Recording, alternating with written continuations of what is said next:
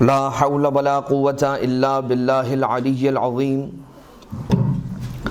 حسبنا اللہ ونعم الوکیل نعم المولا ونعم النصیر اعوذ باللہ من الشیطان اللعین الرجیم بسم اللہ الرحمن الرحیم حمدا لکا یا ذا الجود والإحسان والفضل والطول والامتنان وصلاة وسلاما على من لا ينطق عن الهوى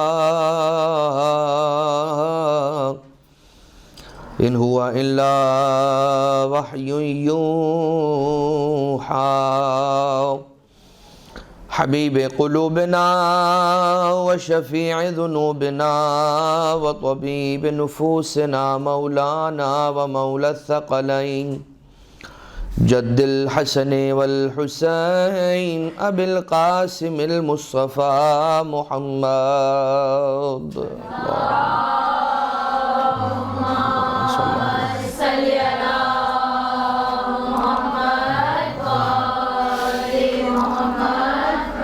وعلى آلہ الذین اذهب اللہ عنہم الرجس وطہرہم تطہیرا اللہم صل علی محمد وعلی محمد وعلی محمد لا سیما علی الامام المنتظر والحجة الثانی عشر واللعنة الدائمة الباقية على أعدائهم ومنكري فضائلهم وغاصبي حقوقهم من الأزل إلى قيام يوم الدين اما بعد۔ مسلسل ہمارا یہ بیان کا سلسلہ معصومین علیہ السلام کی سیرت طیبہ کے اعتبار سے جاری و ساری ہے، اور ہم نے اپنے پچھلے سیشن میں سرکار صادق آل محمد امام جعفر صادق علیہ السلام کے اعتبار سے آپ کی سیرت طیبہ کے کچھ پہلو پیش کرنے کی سعادت کو حاصل کیا تھا۔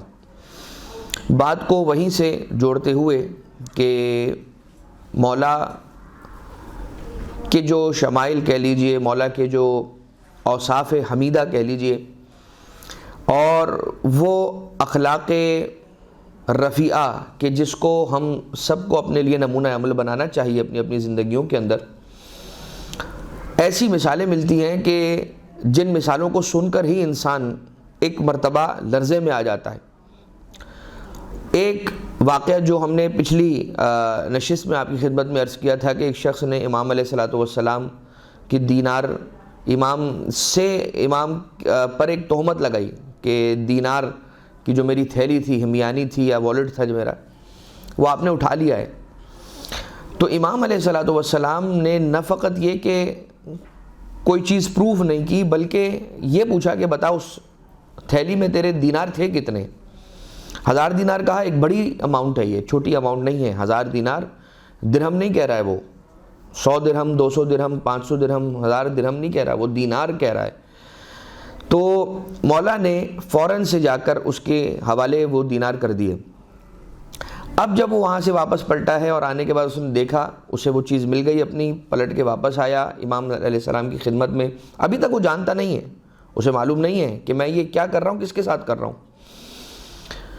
تو امام علیہ السلام نے کہا کہ جو ہم نے دے دیا، اب جو ہم دے دیا کرتے ہیں وہ واپس نہیں لیتے ہیں۔ تو یہ مجبور ہوتا ہے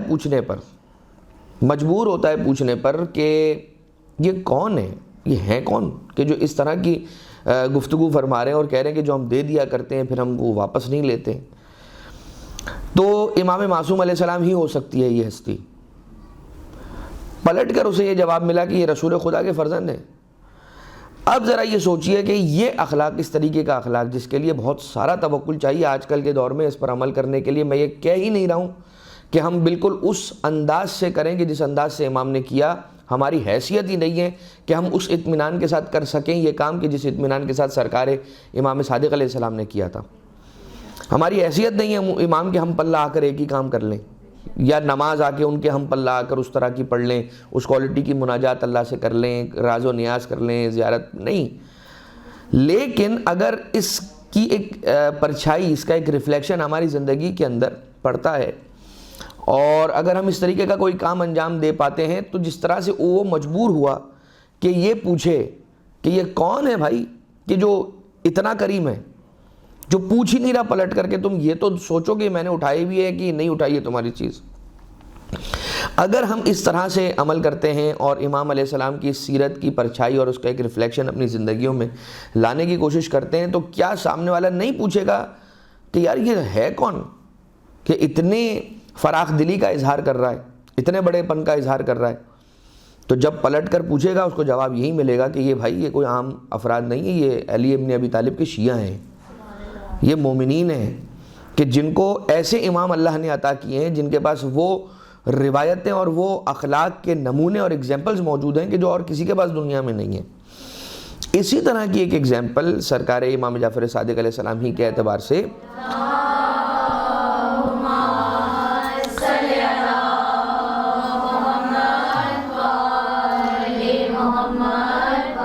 امام علیہ السلام کے اعتبار سے ہمیں ملتی ہے بہار میں.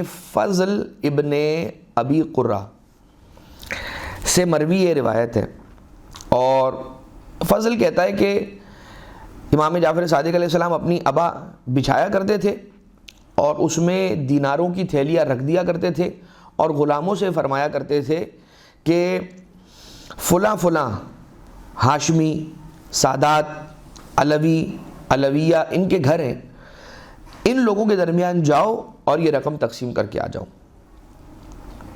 اور انہیں نہیں بتانا کہ یہ جعفر ابن محمد نے دی ہے، بلکہ کہنا کہ یہ عراق سے تمہارے لیے بھجوائی گئی ہیں. ایک دن غلام واپس آیا، اور جب غلام واپس آیا تو امام علیہ السلام نے اسے بلایا کہ ذرا مجھے ایک سوال کا جواب دو. مولا نے پوچھا کہ بھلا جب تم انہیں یہ تقسیم کرتے ہو درہم و دینار کی تھیلیاں، اشرفیوں کی تھیلیاں، تو یہ کبھی کچھ کہتے بھی ہیں یا خاموش رہتے ہیں؟ غلام کہتا ہے کہ مولا وہ کہتے تو ہیں. کیا کہتے ہیں؟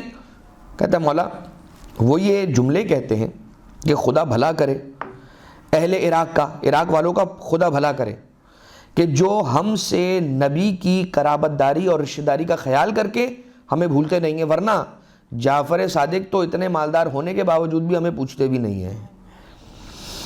بہت بڑا دل چاہیے وہ نیکی کے جو خود امام جعفر صادق علیہ السلام انجام دے رہے ہیں اور کہہ رہے ہیں کہ میرا نام نہ لینا اور کسی کو نہ بتانا کہ میں نے بھجوائے ہیں، اور یہ کہہ دینا کہ تم اگر کوئی پوچھے، اگر کوئی نہیں پوچھتا تو کہنے کی ضرورت ہی نہیں ہے، ان نیمڈ انونیمسلی جا کر دے کر آ جاؤ. لیکن اگر کوئی تم سے کبھی سوال کرتا ہے کہ بھائی بتاؤ تو صحیح کہ دیا کس نے، تو نام نہ لینا، بس اتنا کہنا کہ عراق سے تمہارے لیے بھجوایا گیا، تو وہ خود سمجھ لے گا کہ کوئی عام سے شخص ہے کہ جس نے بھجوایا ہے. اتنا مشکل کام ہے خاموشی سے نیکی کرنا ہمارے آپ کے لیے. یہ تو اہل فضل ہیں، یہ تو طہارت و پاکیزگی کا منبع اور مرکز ہیں. ہم اپنی بات کر رہے ہیں، اور اپنی بات یہ کر رہے ہیں کہ ذرا چھوٹی سی نیکی بھی اگر کبھی کسی کے ساتھ کر دیتے ہیں تو زندگی بھر نہیں بھولتے. اگر سامنے والا بھول جائے تو اسے کوستے ہیں، دیکھا کتنا کم ظرف ہے، میں نے 2 جملے سکھائے تھے وہ بھول بھی گیا کہ میں اس کا استاد تھا. حالانکہ بہت سی مرتبہ حوضے کے اندر یہ ہوتا ہے کہ آپ دراصل مباحثہ کر رہے ہوتے ہیں، ڈسکشنز کر رہے ہوتے ہیں، ٹیوٹوریلز کر رہے ہوتے ہیں آپس میں، اور آپ وہ باقاعدہ کلاس نہیں ہوتی ہے. لیکن باقاعدہ کلاس نہ بھی ہو تب بھی اگر اس میں اس ڈسکشن سے کوئی اگر کسی سے ایک جملہ بھی سیکھ لے، چاہے وہ شاگرد ہی کیوں نہ ہو، تو جو سیکھتا ہے اس کا فرض ہے کہ وہ اسے احترام دے، چاہے وہ اس سے چھوٹا ہی کیوں نہ ہو. اور اگر کوئی سکھاتا ہے اور وہ بڑا ہے اور جو سیکھنے والا ہے وہ چھوٹا ہے، تو بڑا جو شخص ہے وہ اپنے بڑکپن کا اظہار یہ کر کے کرے کہ اگر کبھی کل کو کوئی یہ کہے کہ تم تو اس کے استاد ہو، تو کہ نہیں، ہم ایک بحث کر رہے تھے، ہم کوئی درس نہیں رکھا ہوا تھا، ہم تو آپس میں ایک بحث اور مباحثہ رکھا ہوا تھا. یہ ایک بحثی داشتیمہ جو عموماً حوضے کے اندر کہا جاتا ہے کہ ہمارا ایک آپس میں مباحثہ تھا. یہ انکساری کی ایک ایسی مثال تھی کہ جو ہمارے علماء کے درمیان پہلے کے زمانے میں ہوا کرتی تھی، اب بھی ہے مگر اب اس کی مثال پہلے کی نسبت کچھ کم ملتی ہے. لہٰذا کبھی ہم کسی کو بڑے مقام پر دیکھتے ہیں تو فوراً یہ کہتے ہیں کہ ہو دیکھا اس کے فیس بک پہ ویوز دیکھے، میرا شاگرد ہے وہ۔ تو اب یہ ہو گیا ہے کہ اتنا زیادہ اپنی خود پسندی کو ایک ایسا نیا رخ دیا گیا ہے کہ ہر کوئی یہ چاہتا ہے کہ میں مشہور ہو جاؤں فوراً سے، اور ہر کوئی یہ چاہتا ہے کہ میں سب سے بڑا بن جاؤں اور میرے علاوہ سارے جتنے ہوں وہ سب مجھ سے چھوٹے نظر آئیں۔ اب یہاں پر امام علیہ الصلوۃ والسلام، اچھا جب کوئی دو جملے سیکھ لیتا ہے تو پھر کیا کرتا ہے؟ اپنے ان دو جملوں کا اظہار کرتا ہے۔ اب دو جملوں کی بات ہے، دو کتابوں کی بات ہے، دو سطروں کی بات ہے، یہ تو محاورتاً ہے۔ کچھ سال گزار لیے حوزے میں، کچھ سال گزار لیے مدرسے میں، تو مدرسے میں پڑھنے کے بعد جب باہر نکلا ہے تو ایک ایسی اس کی چال ڈھال میں فرق آ گیا، اس کی بات کرنے میں ہی فرق آ گیا۔ جتنا علم بڑھتا ہے یہ بات رکھیے گا، علم بھی اس کے ساتھ ساتھ آتا ہے اور بڑھتا ہے اتنا ہی زیادہ۔ جتنی انسان کے اندر جتنا علم، یعنی کہ نور والا علم، نالج والا، وزڈم والا علم، انفارمیشن والا علم نہیں۔ انفارمیشن تو کتاب کے اندر موجود معلومات کو علم نہیں کہا جاتا ہے، نور ہے کہ یقذفہ اللہ فی قلب من یشاء، جسے چاہتا ہے اللہ اس کے دل میں ڈال دیتا ہے نور۔ تو وہ اگر آ جاتا ہے تو جیسے وہ کسی کو نصیب ہوتا ہے تو ساتھ میں اس کے علم بھی آتا ہے۔ یہ جو مثال عموماً بزرگان پیش کرتے ہیں اور کتابوں میں ہمیں ملتی ہے کہ جو پھلدار درخت ہوتا ہے وہ اتنا ہی جھکا ہوا نظر آتا ہے۔ تو جس میں جتنا پھل ہوتا ہے علمی اعتبار سے، جو جتنا بلند ہوتا ہے اتنا ہی وہ جھکا ہوا اور منکسر المزاج آپ کو نظر آئے گا۔ اور اذا تم العقل نقص الکلام، سرکار امیر کائنات علیہ السلام کا ارشاد گرامی قدر ہے، مولا فرماتے ہیں کہ جب کسی کی عقل کامل ہو جاتی ہے تو اس کا کلام ناقص ہو جاتا ہے، مطلب وہ کم کرنے لگتا ہے۔ جتنی عقل بڑھ جاتی ہے کلام اتنا کم ہو جاتا ہے۔ بہار الانوار کے اندر ایک روایت ہے حفص ابن ابو عائشہ۔ حفص یہ کہتا ہے کہ امام علیہ الصلوۃ والسلام، حضرت آپ علیہ الصلوۃ والسلام نے اپنے غلام کو کسی کام سے کہیں بھیجا اور اس نے واپسی آنے میں دیر لگائی۔ امام علیہ السلام نے جب دیکھا کہ وہ غلام امام کا واپسی آنے میں دیر لگا رہا ہے تو امام اس کے تعاقب میں، اس کی تلاش میں خود اس کے پیچھے چلے گئے۔ امام نے دیکھا کہ وہ ایک جگہ پہ سو رہا ہے، راستے میں کہیں پڑا سو رہا ہے۔ امام علیہ الصلوۃ والسلام اب تشریف فرما ہو گئے، اس کے پاس بیٹھ گئے اور اپنی ابا سے اس کو ہوا کرنے لگے۔ جہاں وہ لیٹا ہوا سو رہا تھا، امام نے کام سے بھیجا تھا، آنے میں دیر ہوئی۔ کیوں دیر ہوئی پتہ لگانے کے لیے امام خود اس کے تعاقب میں گئے، راستے میں دیکھا ایک جگہ پر بیٹھا سو رہا ہے، تو امام علیہ السلام اس کے قریب بیٹھ گئے، اسے ہوا کرنے لگے۔ آج کل کے زمانے میں کیا ہوتا میں بتا بھی نہیں سکتا کہ کیا ہوتا۔ تو وہ ہوا نہیں کی جاتی، کچھ اور مطلب لات مار کے اٹھایا جاتا کہ بھائی اٹھو کیا کر رہے ہو۔ یہ اور بات ہے کہ غلام اگر غلام ہے، نوکر اگر نوکر ہے، تو کم سے کم انسان تو ہے۔ اس بات کا تو خیال رکھا جائے کہ اگر ہمارا غلام ہے لیکن ہے تو بندہ اللہ کا، اللہ کی مخلوق ہے۔ بیٹھا، امام تشریف فرما ہوئے، امام علیہ السلام نے اسے اپنی ابا سے ہوا کرنا شروع کی۔ آنکھ کھلی اور گھبرا کے اٹھ گیا، شوق سے اٹھا اور کہتا ہے امام علیہ السلام آپ تشریف لے، مولا میں معذرت خواہ ہوں، آپ ڈرنے لگا۔ مولا نے کہا کہ گھبرانے کی کوئی بات نہیں ہے، ڈرنے کی کوئی بات نہیں ہے، بس اب اتنا خیال رکھنا اگلی مرتبہ کہ رات جو ہے وہ آرام کرنے کے لیے ہوتی ہے اور دن میں ہمارا بھی کچھ حق ہوتا ہے۔ دن میں ہمارا کیا حق ہوتا ہے؟ تم ہمارے غلام ہو، ہم نے تمہیں غلامی، مثال کے طور پر ہمارے غلام ہو کا مطلب یہ نہیں ہے کہ ہم تم پر ظلم کرنا چاہتے ہیں اور تمہیں حد سے زیادہ کام دے رہے ہیں، نہیں۔ امام علیہ السلام نے پہلے بتا دیا کہ رات آرام کے لیے ہوتی ہے۔ اب اس زمانے میں تو وائی فائی تھا نہیں کہ یہ کہا جائے کہ ساری رات تم نے فیس بک پہ وال اوپر کرتے کرتے گزار دی۔ اور یہ میں کوئی مبالغہ آرائی سے کام نہیں لے رہا ہوں، ہیں میرے ایسے بیان کرنے والے احباب کہ جنہوں نے مجھ سے آ کر کہا کہ قبلہ یہ فیس بک کیا بلا ہے، ساری رات گزر جاتی ہے، ہم تو اوپر کرتے رہتے ہیں، ختم ہی نہیں ہوتا۔ ہم نے کہا کہ آپ چھوڑیں گے تو ختم ہوگا، نیند آنکھ بند کرنے سے نہیں، وائی فائی کے سگنل بند کرنے سے آتی۔ مثال ہے یہ ساری، لیکن اگر ہم یہاں سے ایک چھوٹی سی بات آپ کی خدمت میں عرض کرنے کی کوشش کریں اور ایک پیغام جہاں تک آواز جا رہی ہے وہاں تک پہنچانے کی کوشش کریں کہ یہ گیجٹس، ہینڈ ہیلڈز، یہ اسمارٹ فونز، یہ ٹیبلیٹس، یہ ساری چیزیں ٹیکنالوجی کو ہم نے ڈومینیٹ کیا ہے یا ٹیکنالوجی نے آ کے ہمیں ڈومینیٹ کر لیا ہے؟ تو جواب یہ ہے کہ ویسے تو آئے تھے یہ اسی لیے کہ ہم نے انہیں ڈومینیٹ کرنا تھا، لیکن محسوس ایسا ہوتا ہے کہ اب انہوں نے ہمیں ڈومینیٹ کر لیا ہے۔ آنے کے بعد اب ہماری میموریز اتنی کم ہو گئی، ہمیں ایک نمبر کو یاد نہیں ہوتا کسی کا۔ پہلے تو ہمیں کتنے سارے نمبرز ایسے ہوتے تھے کہ وہ جو گھمانے والا ڈائل ہوتا تھا گھر میں، جو ٹیلی فون کا، اس سے لائن والے جو فون ہوتے تھے، اب نہیں معلوم کتنوں نے وہ دیکھے ہیں، کتنوں نے وہ زمانہ نہیں دیکھا، کتنوں نے کارڈلیس کا زمانہ دیکھا۔ تو یاد ہوتے تھے نمبرز، کیونکہ کوئی فون ڈائری ہوتی تھی مگر کہیں پہ سیو نہیں کرنے ہوتے تھے، ہمارے ذہن میں سیو کرتے تھے ہم، وہ نمبرز یاد ہوتے تھے۔ تو جیسے جیسے ٹیکنالوجی واسٹ ہوتی گئی، انسان کی اپنی جو کارکردگی تھی اور اس کی ایفیشنسی تھی اس کے اندر یقینی طور پر کمی آئی ہے۔ لہٰذا اس حد تک رکھیں کہ جتنا ہو سکے انسان بیلنس کر کے چیزوں کو چلا سکے۔ خیر، ہم سیرت امام علیہ الصلوۃ والسلام کی ڈسکس کر رہے ہیں، لہٰذا تھوڑے بہت جو پیغامات اس میں سے ہم اپنے لیے لے سکیں وہ عرض کرتے جائیں گے۔ اب امام علیہ الصلوۃ والسلام اب بیان کرنے والے بہت سارے ایسے بھی، جن میں نے ایک مثال آپ کی خدمت میں پیش کی تھی پچھلے جلسے میں، پچھلے نشست میں، کہ امام مالک وہ جو 4 مسلکیں مسلمانوں کی بڑی، تو ان میں سے جو ایک فقہ ہے امام مالکی جو مسلک کے جو پیشوا ہیں، انہوں نے امام علیہ الصلوۃ والسلام سرکار امام جعفر صادق علیہ الصلوۃ والسلام کی فضیلت میں جو مدح سرائی کی تھی اور بیان کیا تھا، اس کی ایک جھلک آج بھی آپ کی خدمت میں پیش کی جائے گی۔ لیکن مولا کے بارے میں بہت سو نے کہا کہ بہت صابر تھے، اور اب مولا کے صبر کے نمونے ہم نہیں پیش کر رہے ہیں، بس ایک دعا آپ کی خدمت میں کہ جب آقا پر کوئی مصیبت آتی تھی تو مولا کیا جملے ارشاد فرماتے تھے۔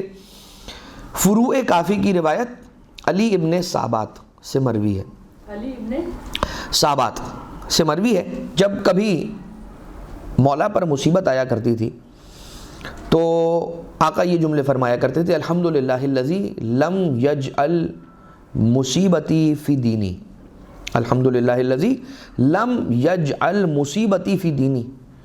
ایک جملہ کہ حمد ہے اس خدا کی کہ جس نے میری مصیبت کو میری دنیا میں اگر قرار دیا تو قرار دیا، مگر میرے دین میں مصیبت قرار نہیں دی، مطلب میرے عقیدے کے اندر کوئی مصیبت نہیں آئی۔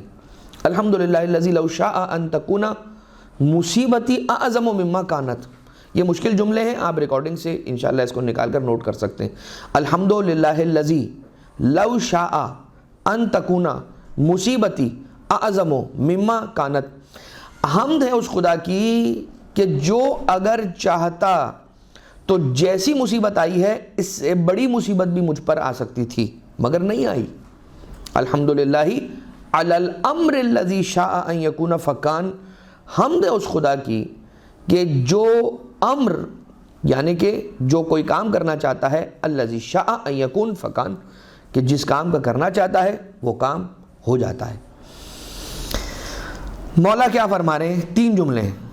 حمد ہے اس خدا کی کہ جس نے مصیبت کو میرے دین میں قرار نہیں دیا۔ اس کا مطلب کہ دنیا کی مصیبتیں چھوٹی ہیں، دین کی مصیبت بڑی ہے۔ اگر دنیا کی مصیبت کے پیچھے بھاگتے بھاگتے انسان دین کی مصیبت سے غافل رہ گیا اور اس کی دین کی مصیبت اتنی بڑی آ گئی کہ اس نے اپنا دین کھو دیا، تو دنیا کھونے سے بہت بڑا نقصان ہے کسی کا اپنے دین کو کھو دینا۔ آج کل کے زمانے میں جو ہم دیکھ رہے ہیں، کسی کا موبائل چوری ہوتا ہے، یہ میں شاید پچھلے درس میں بھی عرض کر چکا ہوں، کسی کا موبائل چوری کیا جاتا ہے، کسی کی خدا نخواستہ گاڑی، کسی کا کیا، کسی کے پیسے، کسی کا والٹ، ایمان بھی چرایا جاتا ہے آج کل کے زمانے میں، اور نہیں معلوم کیا کیا باتیں کر کے۔ امام معصوم علیہ الصلوۃ والسلام کے وہ فضائل کے جو صریح روایتوں میں، صحیح السند روایتوں میں آئے ہیں، ان کا آسانی کے ساتھ، بڑی ڈھٹائی کے ساتھ انکار کر کے آگے چلے جایا جاتا ہے، اور نیچے بیٹھ کے سننے والے واہ واہ سبحان اللہ کر رہے ہوتے ہیں۔ تو اس بات کو ہمیشہ اپنے ذہنوں سے اور اپنے پہلو سے باندھ کر رکھنا ہے، خاص طور سے وہ مجمع کی جس سے میں مخاطب ہوں، یقیناً ان کا منبر سے تعلق ہے یا ہوگا، تو ہمیشہ یاد رکھیں کہ روایات اہل بیت اطہار علیہ الصلوۃ والسلام تک سٹک رہیے۔ قرآن کریم کی کوئی آیت ہے، اس کی تفسیر بھی اگر تلاش کرنی ہے تو اپنے ذہن سے نہ نکالیں، لاجک سے نہیں نکالیں، لاجک سے کیا سمجھ میں آ رہی ہے۔ ہاں، اگر وہ لاجیکلی پروفڈ بات امام کی روایت سے ہے تو اس سے بیسٹ کوئی بات نہیں ہے۔ اس لیے کہ ہمارے پاس جو ہماری جو میراث ہے وہ امام علیہ الصلوۃ والسلام کی روایتیں ہیں، جو آقا کی سیرت کے اندر ہمیں ملتا ہے کہ کسی نے آ کے آقا کے چہرے انور کی زیارت کی اور مولا کے چہرے کو دیکھ کر ہی وہ ہدایت پر آ گیا۔ تو اس میں اتنی بات تو ہے کہ آقا کے چہرہ انور میں، مولا کے وجود اقدس میں اللہ نے کوئی ایسی تاثیر رکھی ہے کہ مولا اگر کچھ کہیں نہ بھی تب بھی دیکھنے والا آقا کے چہرہ انور کی زیارت کر کے ہدایت پر آ سکتا ہے۔ اسی طرح سے یہ جو روایتیں ہیں، ان روایتوں میں وہ تاثیر ہے کہ پڑھ کر انسان ہدایت پر آ سکتا ہے۔ بہت ساری چیزیں ایسی ہیں کہ مجھے اس کا مطلب سمجھ میں نہیں آئے گا، لیکن وہ پڑھنا، یعنی کہ ہم جو یہ بھی بیان کر رہے ہیں سیرت کے جو واقعات ہیں، اس کا کم سے کم اثر کیا ہونا چاہیے؟ کم سے کم اثر یہ ہونا چاہیے کہ امام علیہ الصلوۃ والسلام کی مودت میرے دل میں اور بڑھ جائے، مجھے معلومات ہو جائے گی، تھوڑی سی اضافہ ہو جائے گا تھوڑی معلومات میں کہ یہ واقعات ہوئے تھے، تو آپ محسوس کیجئے گا کہ جب یہ واقعات آپ سنتے ہیں اور کوئی مولا کا معجزہ بیان کیا جاتا ہے تو دل میں، انسان کے خون کی گردش کے اندر، دوران کے اندر ایک تیزی سی محسوس ہوتی ہے۔ کیوں؟ کیونکہ جن کا خون پاک ہوتا ہے، جن کا لہو طاہر ہوتا ہے، یہ نام جب ان کے سامنے لیے جاتے ہیں تو وہ ان کا وجود اس ہدایت کو فوراً سے ایبزارب کرنا شروع کر دیتا ہے کہ جو ہدایت پروردگار عالم نے ان لوگوں کے نصیب میں رکھی ہے کہ جن کے سامنے جب اہل بیت کا ذکر کیا جائے گا، ہدایتیں خود بخود دوڑ کر ان کے قدموں سے لپٹتی چلی جائیں گی۔ اب یہ تین جملے، ایک جملہ یہ کہ الحمدللہ الذی لم یجعل مصیبتی فی دینی، پھر دوسرا جملہ الحمدللہ الذی لو شاء ان تکون مصیبتی اعظم مما کانت۔ یہ جملہ اتنی بڑی ڈھارس ہو سکتا ہے کسی کے لیے بھی دنیا کے اندر جس پر مصیبت آ رہی ہے۔ تعلق نہیں ہے اس کا صرف اور صرف شیعہ امامیہ سے، تعلق نہیں ہے اس کا صرف اور صرف مسلک یعنی دین مبین اسلام سے تعلق رہنے والے مسلمانوں سے۔ مسلمانوں کے علاوہ بھی اس دنیا کے اندر جتنے انسان بستے ہیں ان کو یہ جملہ جا کر سنا دیجئے، نہ بتائیے کہ یہ جملہ کس کا ہے، پہلے نہ بتائیے، جب وہ سن لے اور گرویدہ ہو جائے تو کہیے بھائی یہ تو ہمارے امام نے فرمایا۔ کیا جملہ ہے؟ حمد اس خدا کی، چاہتا اگر تو اس سے بڑی مصیبت ہو سکتی تھی جو مجھ پر آ جاتی، مگر اس نے نہیں۔ دنیا میں ہیں جو خدا کو ماننے والے، مختلف مذاہب سے تعلق رکھنے والے، ان کو بتائیے کہ یہ تو جو ہوا ہے، کیا ایسا ممکن تھا کہ اس سے بڑی مصیبت آ جاتی؟ اگر کسی کے ساتھ یہ ہوا ہے کہ فار ایگزامپل ایک ہاتھ پہ چوٹ لگ گئی، تو کیا یہ خدا نہ خواستہ ہو سکتا تھا کہ ہاتھ ٹوٹ جاتا؟ نہیں ٹوٹا ہاتھ، صرف اور صرف ایک خراش آئی۔ خراش پر رونے سے بہتر ہے کہ شکر کریں خراش پر۔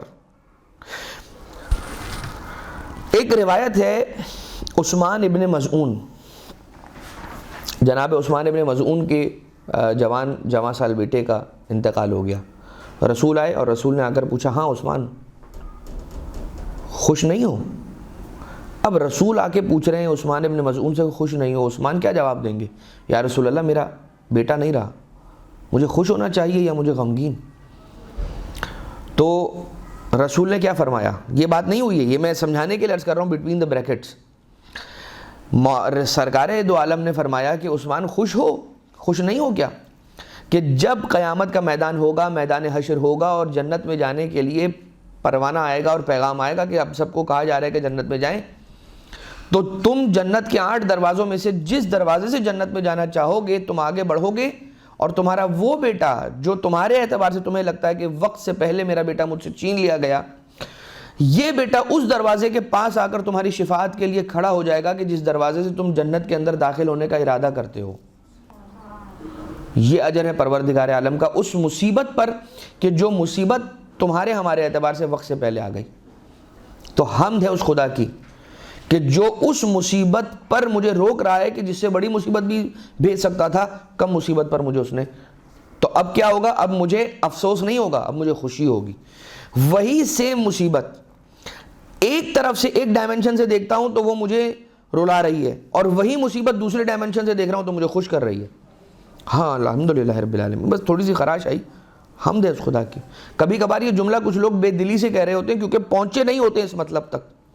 اگر کوئی اس مطلب تک صراحتاً یا حقیقتاً پہنچ جائے تو وہ دل سے کہے گا نہیں نہیں، شکر ہے خدا کا بھائی، بڑا ایکسیڈنٹ بھی ہو سکتا تھا، اللہ نہ کرے، اس نے ہمیں بڑی مصیبت سے بچایا۔ الحمدللہ علی الامر الذی شاء ان یکون فکان۔ آہستہ آہستہ سے دوہرا دیجیے پلیز۔ الحمدللہ علی الامر الذی شاء ان یکون فکان۔ امام علیہ الصلوۃ والسلام، اب یہ بہرحال 3 جملے، اس کے علاوہ بھی کچھ دعائیں ہیں جو مولانا نے تعلیم فرمائی، ایک آدھ تو ہم نے پچھلے درس میں بھی آپ کی خدمت میں عرض کی تھی۔ البتہ ایک روایت ہے سرکار امام جعفر صادق علیہ الصلوۃ والسلام کی، جس کے اندر مولا نے امام معصوم کی، امام برحق کی 10 نشانیاں بیان فرمائی ہیں، 10 نشانیاں۔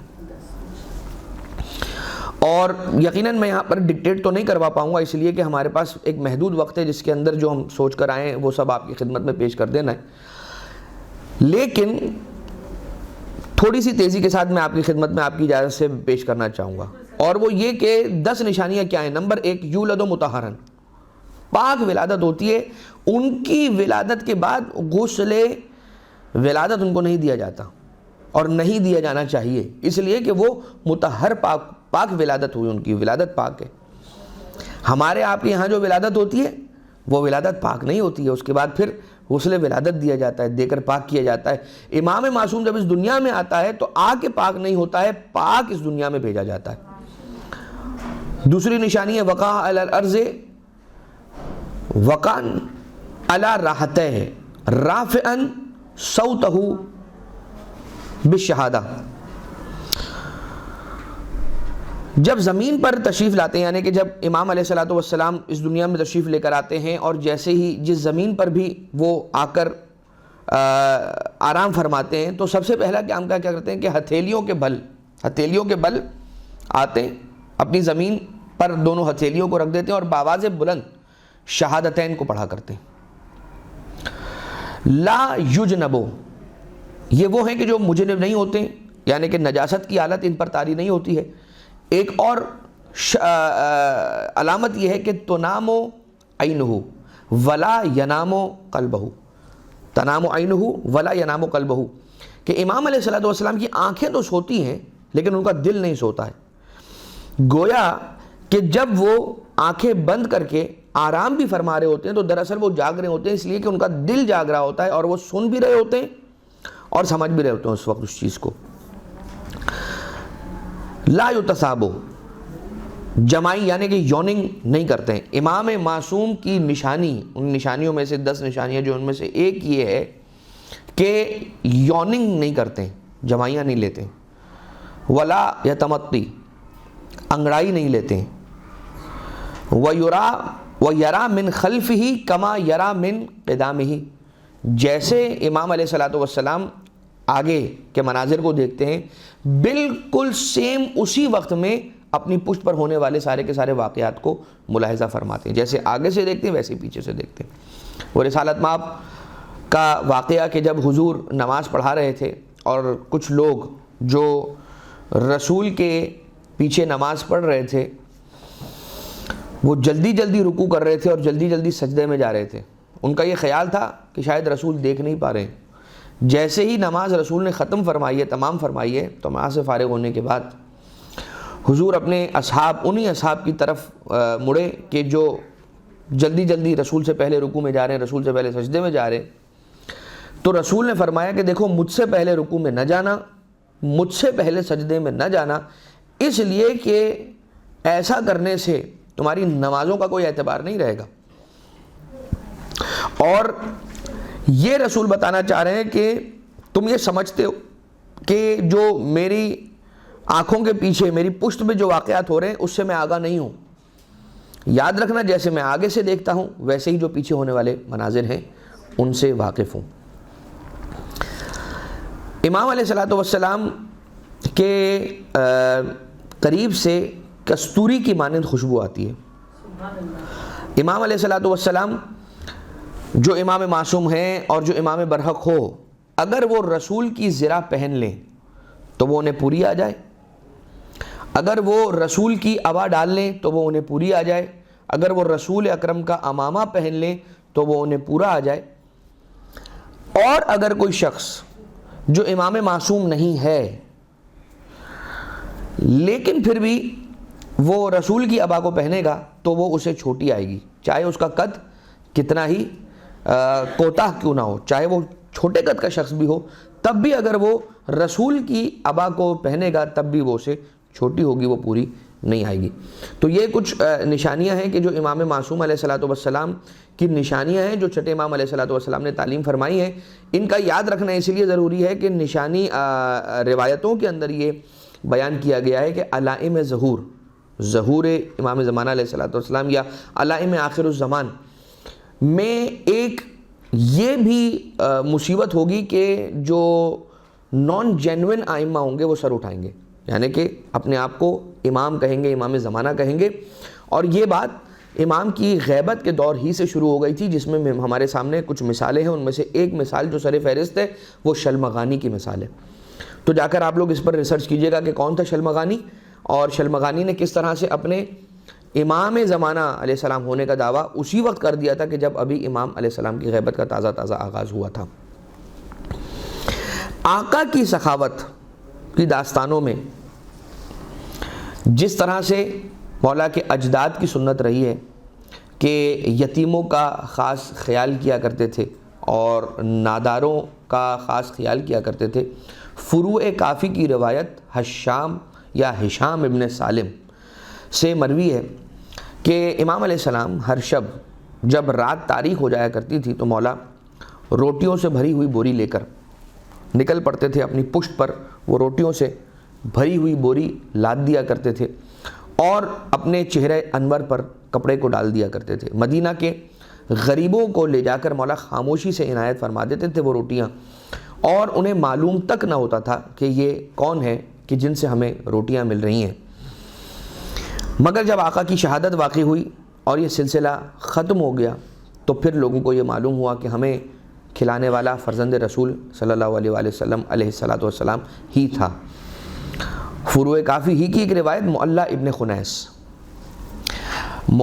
خنیس آقا امام صادق علیہ الصلوۃ والسلام کے ان برگزیدہ اصحاب میں سے ہیں کہ جنہوں نے امام علیہ السلام سے اسرار کو بھی پایا اور امام علیہ الصلوۃ والسلام سے ان روایتوں کو بھی پایا جو کہ علم کا ایک عظیم خزانہ ہے، اور ان کی وساطت سے بہت ساری ہزاروں روایتیں معلّہ ابن خنیس کے ذریعے سے ہم تک آج پہنچی ہیں۔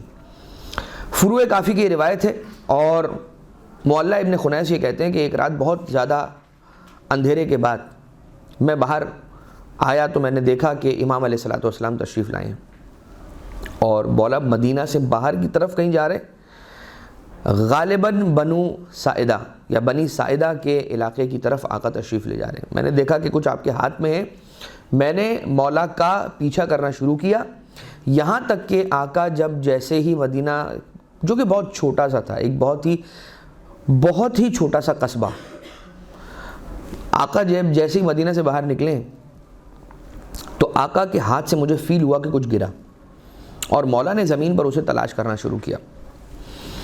اب آقا زمین سے ان چیزوں کو اٹھا رہے تھے، چن رہے تھے، میں آگے بڑھا، قریب جا کر میں نے سوچا کہ مولا کی مدد کر سکوں۔ جیسے ہی میں قریب جا کر رکا ہوں، مولا کی پشت پر تھا، آقا نے پوچھا ابن خنیس ہو؟ میں نے کہا یہاں، میں نے کہا مولا جی مولا میں ہوں، اور آقا نے فرمایا یہاں بیٹھ جاؤ، زمین پر بیٹھ جاؤ، اور جو چیز تمہیں ملتی جائے اسے اکٹھا کرتے چلے جاؤ۔ مولا کہتے ہیں کہ اگر آپ کی اجازت ہو تو میں اٹھا کر آپ کی خدمت میں پیش کروں۔ کہا نہیں، صرف جمع کر کے ایک جگہ پہ اکٹھی کر لو یہ چیزیں، میں خود اٹھاؤں گا، اس لیے کہ یہ فقط میرا حق ہے کہ یہ کام میں کروں، میرا حق ہے۔ ہاں لیکن اگر چاہتے ہو کہ ساتھ چلو تو میرے ہم سفر ہو جاؤ، میرے ساتھ چلنے لگو۔ وہ کیا چیزیں تھیں؟ وہ سوکھی ہوئی یا وہ روٹیاں تھیں کہ جو آقا نے جمع کی تھیں، ایک کپڑے کے اندر اسے جمع کیا تھا، ایک گٹھڑی بنائی تھی، اور وہ گٹھڑی ایسے خستہ کپڑے کی تھی کہ جب آقا نے اٹھا کر اسے اپنے پشت پر رکھا تھا اور آگے چلنا شروع ہوئے تھے تو وہ کپڑا پھٹا اور وہ روٹیاں ساری گر کے زمین پر پھیل گئیں کہ جسے آقا اٹھا رہے تھے اور جمع کر رہے تھے۔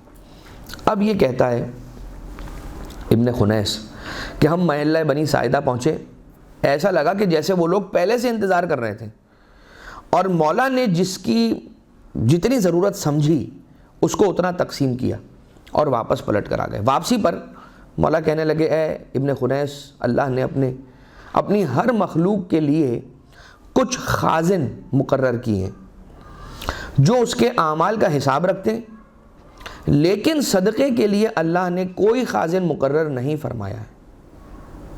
صدقے کا حساب وہ خود رکھتا ہے، صدقے کے لیے کوئی خازن نہیں رکھا ہے، صدقے کے لیے کوئی کیلکولیٹر نہیں رکھا ہے، کیلکولیٹ کرنے والا شخص نہیں رکھا، صدقے کا حساب وہ خود کرتا ہے۔ اور جو یعنی امام علیہ السلام یہ فرماتے ہیں کہ میرے بابا یعنی کہ حضرت امام باقر علیہ السلام جو صدقہ کرتے تھے، ایک درود بھیجے مولا پر، اللہم صلی علی محمد و آل محمد،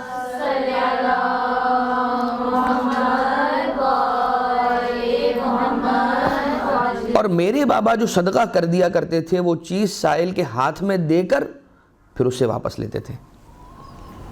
روٹی دی تو مثال کے طور پر اگر اسے روٹی دی تو اس کے ہاتھ میں رکھ دیتے تھے، جیسے اس کے ہاتھ میں پڑ جاتی تھی اسے ایک مرتبہ اس کے ہاتھ سے لیتے تھے اور اسے بوسہ دیتے تھے، اپنی آنکھوں سے لگاتے تھے اور پھر اسے واپس کر دیتے تھے۔ کیوں؟ کیونکہ سائل کے ہاتھ میں گئی ہوئی چیز گویا ایسے ہی ہے کہ جیسے رب ذوالجلال کے ہاتھوں میں کوئی چیز گئی ہے۔ سبحان اللہ۔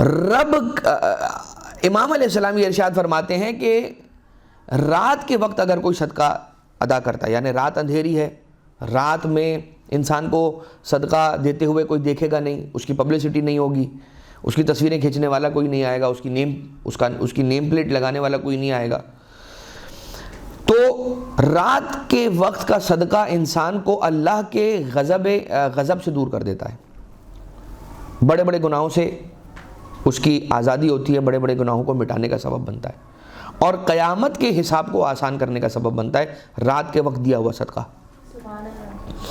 جبکہ دن میں اگر کوئی صدقہ عطا کرتا ہے کسی کو تو دولت اور عمر میں اضافہ کرتی ہے یہ چیز۔ اب آپ خود سوچئے صدقہ ہے کیا؟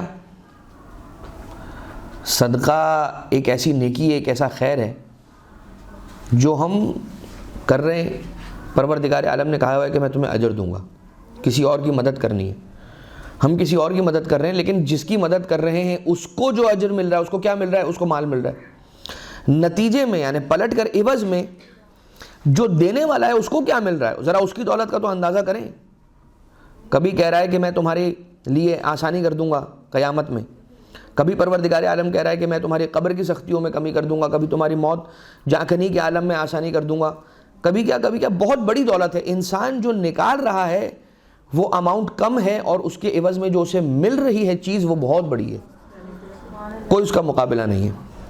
اب آ جائیے اعترافات کے اعتبار سے کہ مولا کی فضیلت کا جو آقا سے ہٹ کر افراد ہیں جنہوں نے اعتراف کیا۔ امام مالک نے کہا کہ بھائی یہ امالی شیخ صدوق کے اندر یہ روایت لکھی ہے، حسین ابن یزید نوفلی یہ راوی ہیں، ان سے روایت ہے، حسین ابن یزید نوفلی یہ کہتے ہیں کہ میں نے امام مالک سے سنا۔ امام مالک کیا کہتے ہیں؟ کہتے ہیں کہ میں نے زہد میں، فضل میں، عبادت میں، علم میں، تقوی میں جعفر ابن محمد سے افضل کسی کو پایا ہی نہیں ہے اس زمانے میں۔ میں جب ان کے پاس جاتا ہوں تو مجھے احترام دیتے ہیں، عزت سے بٹھاتے ہیں، مجھ سے بات کرتے ہیں اور اچھے انداز سے سلوک کرتے ہیں میرے ساتھ۔ جب بھی بات کرتے تھے سچ ہی فرماتے تھے، یعنی صادق تھے۔ شریعت کا ہر حکم اپنے بابا سے نقل کرتے تھے اور کہتے تھے حدثنی ابی ان ابی ہے وان جدی۔ اب ذرا دیکھیں کہ امام مالک کون ہے؟ مسلک وہ مسلک نہیں ہے کہ جو جعفری مسلک ہے، لیکن امام علیہ السلام سے جب ان کی ملاقات ہو رہی ہے تو یہ نہیں کہنے کہ یہاں سے نکل جاؤ، یہاں بیٹھنے کی ضرورت نہیں ہے، یہاں آنے کی ضرورت نہیں ہے، یا جیسے ہم آج کل مخالفین کے ساتھ کرتے ہیں۔ مخالف تو مخالف ہے، اس سے ہمارا اختلاف نظریاتی اختلاف، اعتقادی اختلاف ہو سکتا ہے اور ہونا بھی چاہیے۔ اختلاف کسی بھی انسان کی اچھی ذہنی نشو و نما کا پتہ دیتا ہے کہ انسان کا اپنی ایک رائے ہے، اس کی ایک اپنی نظر ہے، اس کا ایک اپنا نظریہ ہے، اس کی اپنی ایک سوچ ہے۔ ہاں یہ ضرور ہے کہ وہ سوچ امام معصوم کی تعلیمات کے مطابق بنی ہو، یہ ضروری ہے۔ لیکن اگر کسی کی اپنی ایک سوچ ہے اور کسی دوسرے کی الگ سوچ ہے تو کیا اس بات پر کہ اس کی سوچ الگ ہے میری سوچ الگ ہے میں اس سے لڑ پڑوں؟ کیونکہ مجھے الٹے ہاتھ میں گھڑی پہننا پسند ہے اور اس کو سیدھے ہاتھ میں گھڑی پہننا پسند ہے، تو میں اس سے بات نہیں کروں گا اس لیے کہ وہ رائٹی ہے اور میں لیفٹی ہوں. فار ایگزامپل میں الٹے ہاتھ سے لکھتا ہوں، وہ سیدھے ہاتھ سے لکھتا ہے، تو میں اس کے ساتھ بیٹھوں گا نہیں. تو اس طرح سے تو یہ بھی ہونا چاہیے کہ میں فار ایگزامپل 1987 کے اندر پیدا ہوا ہوں اور کوئی 1985 میں پیدا ہوا ہے، تو میں اس کے ساتھ نہیں جا کے بیٹھوں گا. بھائی اختلاف ہے، وہ نہیں پیدا ہوا ہے میرے پیدائش کے سال میں. یا مثال کے طور پر میں حوضے سے پڑا ہوا ہوں اور فلاں جو ہے وہ حوضے سے نہیں پڑا ہوا ہے، تو میں اس کے ساتھ نہیں بیٹھوں گا کہ وہ نہیں. میں جب تک کسی سے اچھی طرح سے بات نہیں کروں گا، اگر میں کسی سے اچھی طرح سے بات نہیں کر رہا ہوں تو میں کس بات کا پتہ دے رہا ہوں؟ اپنے برے اخلاق کا پتہ دے رہا ہوں. اور لاکھ اختلاف کے بعد اگر میں کسی کے ساتھ اچھی طرح سے بات کر رہا ہوں اور اس نے لاکھ مجھ پر ستم ظریفیاں کر رکھی ہیں، پھر بھی میں اگر اس کے ساتھ اچھی طرح سے بات کر رہا ہوں تو یہ میرے اچھی تربیت اور میرے اچھے اخلاق کا پتہ دیتا ہے. لہٰذا جب تک انسان ایک خاموشی اختیار کر سکتا ہے، خاموشی اختیار رکھے، کیے رہے. نمبر 2، جب تک کسی کے ساتھ اچھی طرح سے بات کر سکتا ہے اچھی طرح سے بات کرے. بری طرح سے بات کرنے سے مسائل حل نہیں ہوتے، ہمیشہ برائی آتی ہے. ایک اور بات ہے اور روایت ہے امالی توسی کے اندر اسے لکھا ہے سالم ابن ابو حنیفہ. جی ابو حنیفہ تو بڑا مشہور نام ہے. امالی توسی کے اندر یہ روایت موجود ہے. اب غالباً یہ ابو حنیفہ یعنی کہ ثابت ابن دینار کے بیٹے ہیں. جب یہ کہتے ہیں کہ جب امام باقر علیہ السلام کی شہادت ہوئی تو سالم اپنے مریدوں سے کہتا ہے تم سارے یہاں بیٹھو، میں جاؤں گا، تعزیت پیش کروں گا اور جلدی سے واپس آ جاؤں گا. سالم چلے اور کہتے ہیں کہ بخدا جو شخص وہاں پہنچے اور پہنچنے کے بعد انہوں نے تعزیت اس طرح سے کی کہ بخدا جو شخص قال رسول اللہ کہتا تھا آج وہ ہم میں نہیں رہا، چلا گیا. یہ سالم ابن ابو حنیفہ کہتے ہیں کہ میں گیا اور وہاں جا کر یہ تعزیت پیش کی امام باقر علیہ السلام کی رحلت پر، ان کے شہادت پر. بخدا جو شخص قال رسول اللہ کہتا تھا وہ ہم میں نہیں رہا. تو امام جعفر صادق علیہ السلام نے فرمایا قال اللہ تبارک و تعالی، جو شخص میری راہ میں ایک کھجور دے گا صدقے میں، اسے کوہ احد سے بڑھا کر اسے اس کا اجر دوں گا. ابھی ہکا بکا رہ گئے، باہر آئے اور اپنے ساتھیوں کے پاس آ کر کہتے ہیں، اپنے مریدوں کے پاس آ کر کہتے ہیں، سالم ابن ابو حنیفہ کہتے ہیں کہ میں تو یہ کہہ رہا تھا کہ وہ چلا گیا جو قال رسول اللہ کہتا تھا. جب میں نے یہ بات کہی تو جعفر ابن محمد نے کہا کہ قال اللہ سبحانہ و تعالی. یہ اہل ہیں اس علم کے کہ جو انہیں عطا ہوا ہے. ہم قال رسول اللہ صلی اللہ علیہ وآلہ وسلم کہنے پر تعجب کر رہے ہیں، یہ وہ ہستیاں ہیں کہ جو قال اللہ سبحانہ و تعالی اگر کہیں تو اس میں تعجب نہیں کرنا چاہیے، اس لیے کہ یہ وہ ہیں کہ جو سب سے زیادہ مشیت حق شناس ہیں. حق کی مشیت کو سب سے زیادہ جاننے والے، رب کی مرضیوں کو سب سے زیادہ پہچاننے والی جو ہستیاں ہیں وہ یہی ہیں. اس لیے کہ پروردگار عالم نے اگر ہمیں زمین پر کوئی ایسی ہستیاں بتائی ہیں کہ یہ کیا ہے کہ پروردگار عالم نے ان کے پاس بھیجا ہے کہ اگر تم میری مرضیوں کو پہچاننا چاہتے ہو کہ میری پسند ناپسند کیا ہے، میرا دین کیا ہے، میری شریعت، میرا راستہ کیا ہے، میری سبیل کون سی سبیل ہے، تو آؤ ان محمد و آل محمد علیہ السلام کے پاس آ جاؤ. اللہم صلی اللہ علیہ محمد. اور ایک آخری روایت عرض کرتے ہیں اور اس کے بعد پھر اسی پر چھٹے امام علیہ السلام کی سیرت کے اندر تو بیان کرنے کے لیے ایک سمندر ہے کہ جس کا قطرہ بھی ابھی آپ کی خدمت میں پیش نہیں کر پائے ہم، اس لیے کہ آپ کے جو اصحاب ہیں، جو آپ کے شاگردان ہیں، ان کا الگ سے ایک پورا باب ہے. کون ہے جابر بن یزید جوفی، کون ہے ابان ابن تغلب، کون ہے حمران ابن عیون، کون ہے جو ابھی نام آیا تھا، کیا نام آیا تھا؟ نہیں، اس سے پہلے جو آپ لوگوں نے ریپیٹ کروا کے لکھا بھی تھا. جی ایک وہ اور ایک نہیں جو روٹیاں امام علیہ السلام کے ساتھ مل کر چن رہے تھے. جی معلّہ ابن خنیس. یہ بہت بڑا نام ہے، معلّہ ابن خنیس بہت بڑا نام ہے۔ ایک بات عرض کر دینا چاہتا ہوں، ایٹ لیسٹ اب جب جناب جابر ابن یزید جوفی کا نام آ گیا ہے، جابر جوفی جابر ابن عبداللہ انصاری تو نہیں ہے، یہ ایک دوسرے جابر ہیں جو کوفہ کے رہنے والے ہیں۔ امام جعفر صادق علیہ السلام سے کم 30,000 حدیثیں انہوں نے روایت کی ہیں، 30,000 حدیثیں، 40 حدیثیں بھی ہم کو یاد نہیں ہوں گی، 30,000 حدیثیں نہ فقط یہ یاد کی بلکہ ان میں آگے بڑھایا۔ امام صادق علیہ السلام جابر جوفی کے لیے کہتے ہیں کہ لولا جابر، اگر جابر نہ ہوتے تو لسارا اہل کوفہ بغیر حدیثنا، اگر جابر جوفی نہ ہوتے تو اہل کوفہ ہماری حدیثوں کے بنا ہی رہ جاتے۔ امام علیہ السلام اپنے علم کے بارے میں فرماتے ہیں کشف الغمہ کے اندر عبداللہ ابن علی سے، اور انہوں نے عبیدہ ابن بشیر سے یہ روایت کی کہ انی اعلم ما فی السماوات و ما فی الارض و ما فی الجنت و ما فی النار و ما کان و ما یکون الی ان تقوم الساعہ۔ مولا فرماتے ہیں کہ زمینوں میں کیا ہے مجھے معلوم، آسمانوں میں کیا ہے مجھے معلوم، جنت میں کیا ہے مجھے معلوم، جہنم میں کیا ہے مجھے معلوم، کلاس کا وقت ختم ہو گیا مجھے معلوم، صرف بات ختم ہونے دیں، الی ان تقوم الساعہ۔ مولا فرما رہے ہیں وما فی الجنت وما فی النار وما کان وما یکون الی ان تقوم الساعہ ثم سکت، یہاں تک کہ قیامت واقع ہو جائے سارے حالات سرکار امام صادق علیہ السلام فرماتے ہیں مجھے معلوم ہے۔ ثم قال، پھر فرماتے ہیں کہ انی عالم من کتاب اللہ نظرا ہاکذا، اپنی ہتھیلی کو ایسے کھولا وا کیا اور فرمایا جو کچھ کتاب اللہ کے اندر ہے وہ مجھے ایسے معلوم ہے۔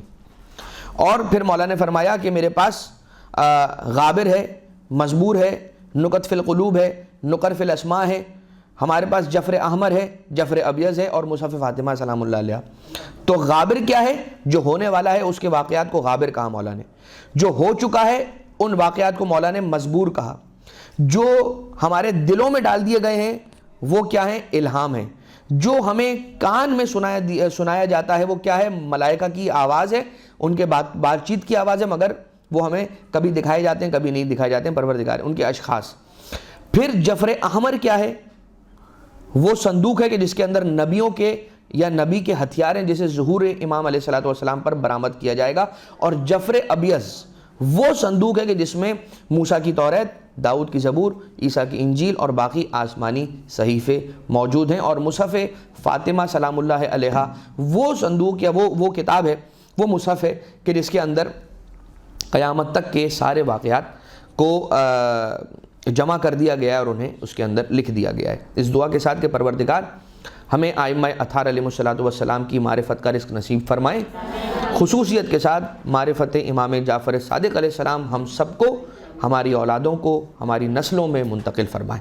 وما علینا الا البلاغ المبین، وصلی اللہ علی محمد وآلہ الطیبین الطاہرین۔